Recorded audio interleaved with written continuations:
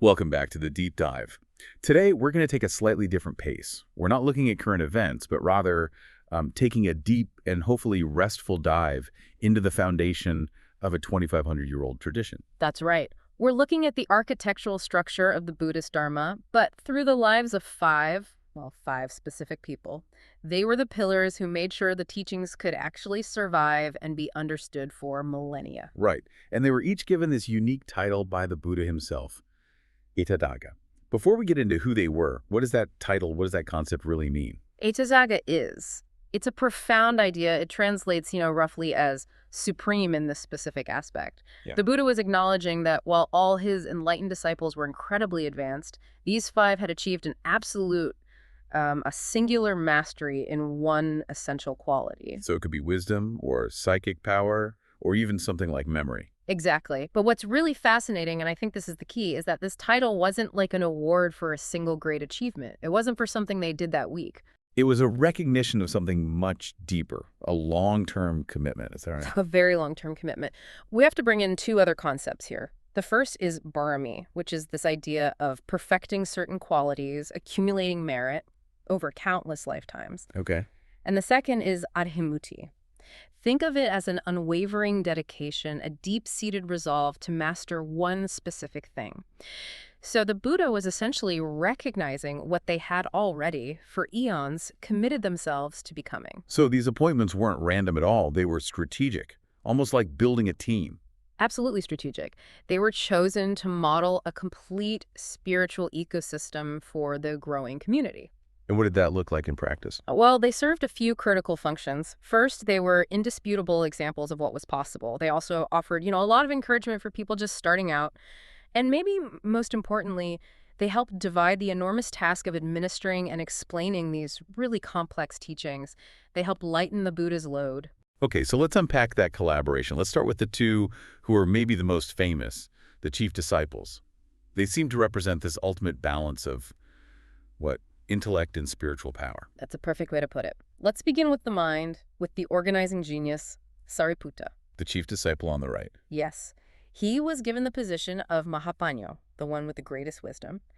It was universally accepted that his insight was second only to the Buddha himself. And there's that famous story about his conversion, which just perfectly illustrates how ripe his wisdom was. His barami was already fully developed. He didn't need a long sermon. He needed almost nothing. It's an incredible story. Before he even joined the order, he was just walking, and he heard a single verse from the monk Asaji. Just one verse. Yes, just the essence of the Four Noble Truths.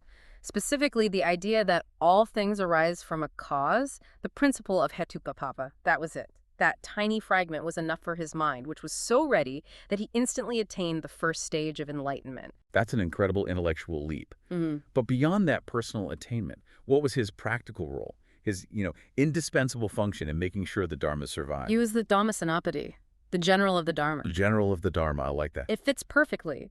The Buddha delivered this boundless, subtle, profound truth. Sariputta was the one with the genius to organize it, to structure it, to explain it. He essentially created the curriculum. He made the deepest teachings accessible, and in doing so, he laid the groundwork for what would later become the Abhama, the higher, more systematic teachings. So he turned this boundless truth into a teachable system. He did. Without him, the Dharma might have just been too profound, too subtle for the average person to really grasp and transmit effectively. He provided the clarity, architecture. Architecture. Okay. Now let's pivot to his counterpart because it's a fascinating contrast. Mm-hmm. From the mind to pure energy. Yeah. To Moggallana. Yes, Moggallana. He was titled Idamantana, which means the one with the greatest psychic power. Now, in our modern world, that can sound a little bit like spectacle. But his power was directed, wasn't it? It had a very specific purpose. A very specific purpose. It was all about building Sada. Faith. Initial, unwavering faith. You have to remember, this was an age filled with skepticism and many rival philosophies. So when people were doubtful, Moggallana would use his power, his Itishibarami, to confront rivals or subdue forces that challenged the new religion. Like the famous story of subduing the Naga, the serpent king Nandopananda. Exactly that. A demonstration of power that was meant to open people's minds to a new possibility. But his power got even more useful for the community, didn't it? It wasn't just about defense. It was about providing, evidence. Verifiable proof. This is the really interesting part. He had the ability to travel to different realms of existence, the various heavens and hells, So he was an eyewitness. an eyewitness to the law of karma. He would return with these detailed accounts of what he saw, describing the specific results of specific actions. He brought back this proof of karma to the community, making these abstract moral ideas feel tangible and very real. So Sariputta gives you the roadmap for the mind, the intellectual clarity. Yes. And Moggallana provides the conviction for the heart. It's this perfect spiritual polarity that grounded the whole thing. That's the balance. Wisdom and conviction working hand in hand. Okay, so with that foundation in place, let's turn to the figures who were critical for continuity. I mean, the ones whose roles ensured the tradition could physically survive after the Buddha passed away. Right. And here we have to start with the great disciplinarian, Mahakassapa. The ultimate ascetic. He was appointed Dutavada, the supreme exemplar of austerity. He was the living embodiment of rigorous simplicity. He strictly followed all 13 of the ascetic practices, the Dhutangavada, all designed to just eradicate attachment to material life. That level of strictness is, it's almost intimidating to think about. I have to ask, did his focus on such intense austerity ever clash with the need to make the Dharma welcoming to, regular people? That's a really important question. And the answer is that his role wasn't really to teach the lay people directly. His function was to set the absolute, unimpeachable moral standard for the monastic community, for the Sangha. He was the moral guarantor. The gold standard. He was the gold standard. And the Buddha recognized this in a really profound way. He allowed Mahakassapa to exchange his own old patched robe for a new one belonging to the Buddha. It was this huge symbolic transfer of authority, a recognition of his supreme purity. And that moral authority became absolutely crucial the moment the Buddha passed. What happened then? It was immediate. When the Buddha entered Parinirvana, Mahakassapa overheard another monk expressing relief, saying something like, "Good, now there's no one left to enforce all the rules." Oh, wow. And Mahakassapa instantly saw the danger. Without discipline, the Vinaya, the whole community would just fragment and fall apart. So he immediately took leadership. He organized and led the very first council, the Pahammasagayana. The gathering of 500 enlightened monks. Exactly. To systematically collect and recite both the Dharma, the teachings, and the Vinaya, the rules, to fix them in place. He was the anchor of stability. He provided the moral and administrative backbone to prevent the immediate collapse of the entire institution. He held it all together. He did. And then, in such stark contrast to this seasoned, rigorous old leader, we have this very gentle figure of the learner. We have Rahula, The Buddha's own son, and the very first novice monk. the first Samanera. His title was Sikagaman, the one most eager for study. And what that really reflects is his profound humility and a strict discipline in the process of learning, maybe even more than raw intelligence. So it's about being the perfect student. Yes, that humility is the key. His greatness was in his obedience and his absolute dedication to learning correctly.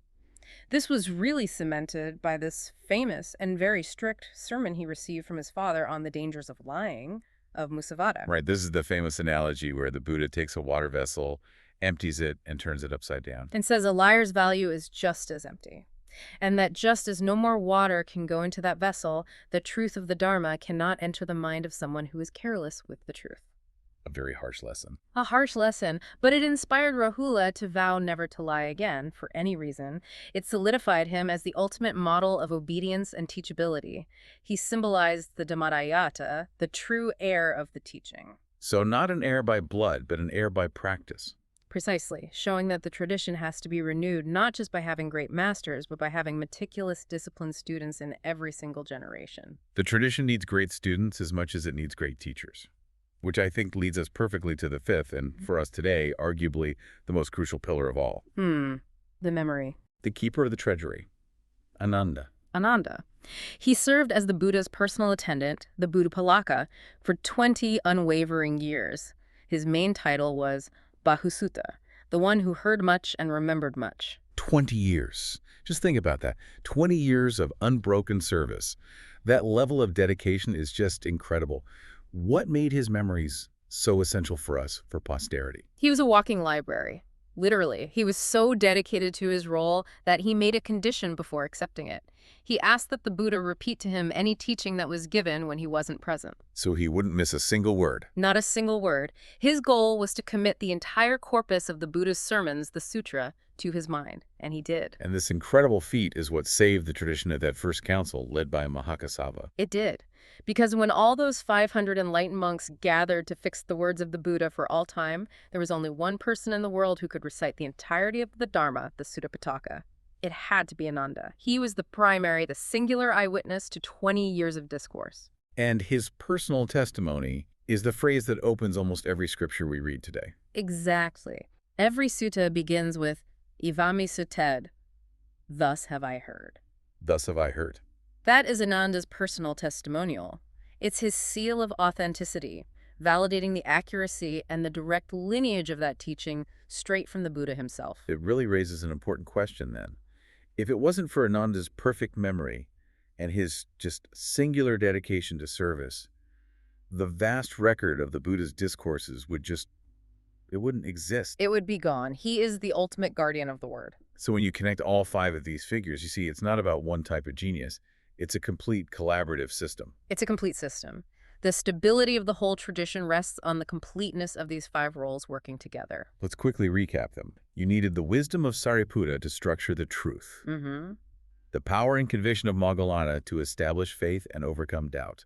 The leadership and discipline of Mahakasapa to govern the community and hold it to a high standard. The humility and study of Rahula to ensure that the next generation of students was pure and dedicated. And finally, the memory and service of Ananda to record it all for the future. They each achieved what you called Paramabarami, absolute perfection in their chosen fields, all because of that total commitment, their adimuti. That's it, that unwavering dedication. So what does this deep dive mean for you, the listener, today? For someone who might be trying to master a complex skill or a field of knowledge in your own life, we've looked at this profound willingness to pursue one quality until it becomes supreme. So maybe something to ponder is this. Which of these powerful inclinations, whether it's wisdom and analysis or discipline and structure or humble study or service to a greater cause, which of those resonates as your own deep commitment, your own adhimuti, in the pursuit of whatever it is you seek to master? Something to reflect on as you think about the pillars that support your own journey.